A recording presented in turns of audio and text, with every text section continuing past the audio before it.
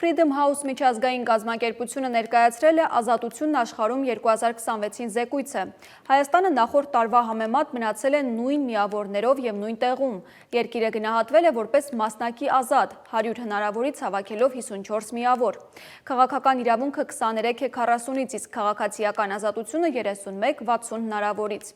Վրաստանը 51 միավորով եւս համարվում է մասնակի ազատ, մնացած հարևան պետությունները ոչ ազատ են։ Թուրքիան ունի 32 միավոր, Ադրբեջանը 6, Իրանը 10։ Զեկույցը ցույց է տալիս, որ վերջին 2 տասնամյակների ընթացքում Ադրբեջանում շարունակաբար ամրապնդվել է ավտորիտար կառավարումը, որը կենտրոնացած է նախագահ Իլհամ Ալիևի եւ նրա ընտանիքի շուրջ։ Զեկույցում նշվում է, որ 2003 թվականին իշխանության գալուց ի վեր Ալիևը ընդլայնել է իր լիազորությունները սահմանադրական փոփոխությունների միջոցով, վերացրել նախագահ ընտրվելու քանակի սահմանափակումները եւ թույլատրել օրենսդրական եւ դատական համակարգերի անկախությունը։